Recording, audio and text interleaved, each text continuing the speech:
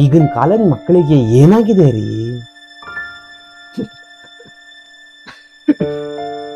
ಅಪ್ಪ ಅಮ್ಮ ದಿನವಿಡೀ ಕಷ್ಟಪಟ್ಟು ದುಡಿತಾರೆ, ಸ್ವಲ್ಪ ಅವ್ರಿಗೆ ರೆಸ್ಟ್ ಕೊಡ್ಬೇಕು ಅನ್ನೋದೇ ಇಲ್ಲ. ಗುಂಡು, ನೆನ್ನೆ ಮಾಡಿದ್ದು ಉಪ್ಪಿಟ್ಟು ಬಿಸಿ ಮಾಡ್ಕೊಡ್ತೀನಿ ಕಣೋ. ಸಾರಿ. ಇಟ್ಸ್ ಓಕೆ ಅಮ್ಮ.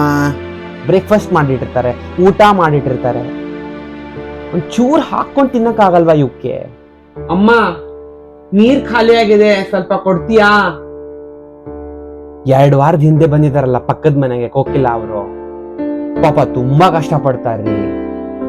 ಆ ಮಗ ಏನು ಮಾಡಲ್ಲ, ಅವನು ಯಾವಾಗ್ಲೂ ಅತ್ತನ್ ಕೊಡು ಇತ್ತನ್ ಕೊಡು ಅಂತ ಕೇಳ್ತಾನೆ, ಅವ್ರು ಏನು ಇಲ್ಲ ಕೊಡ್ತಾನೆ ಇರ್ತಾರೆ. ಥ್ಯಾಂಕ್ಸ್ ಅಮ್ಮ. ಒಂದಿನ ಹುಡುಗನ್ ಕೇಳ್ತೀನಿ ನಾನು, ಕೋಕಿಲ ಅವ್ರೆ, ಕೋಕಿಲ ಅವ್ರೆ ಇಲ್ಲಿದ್ದೀರಾ? ಹಾ ಬನ್ನಿ ಗಿರಿಜಾ ಅವ್ರೆ. ತಪ್ಪು ತಿಳ್ಕೊಬೇಡಿ, ಒಂದ್ ವಿಷಯ ಕೇಳಕ್ ಬಂದೆ. ಏನಾಯ್ತು? ಏನ್ರಿ ನಿಮ್ ಮಗನ್ಗೆ ಏನ್ ಕೇಳಿದ್ರು ಕೊಡ್ತಾನೆ ಇರ್ತೀರಾ? ಏನಪ್ಪ, ಅಮ್ಮ ಬೆಳಗ್ಗೆಯಿಂದ ಕಷ್ಟ ಪಡ್ತಾ ಇದಾರೆ, ಎದ್ದು ತಗೋಬೇಕು ಅಂತ ಅನ್ಸಲ್ವಾ ನಿಂಗೆ?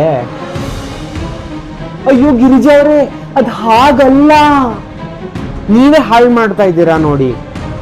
ಅದ್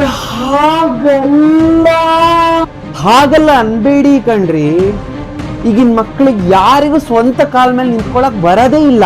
ನೀವೆಲ್ಲ ಹೀಗೆ ಕೂತಲ್ಲೇ ಕೊಡ್ತಾ ಇದ್ರೆ ಅವ್ನ್ ದೊಡ್ಡವನಾದ್ಮೇಲೆ ಹೇಗೆ ಅವ್ನ್ ಸ್ವಂತ ಕಾಲ ಮೇಲೆ ನಿಂತ್ಕೋತಾನೆ ಅವನು?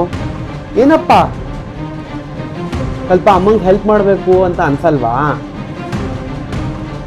ಮಾತಾಡಪ್ಪ ಏನಾದ್ರು, ಸುಮ್ನೆ ಕೂತಿದ್ಯಲ್ಲ.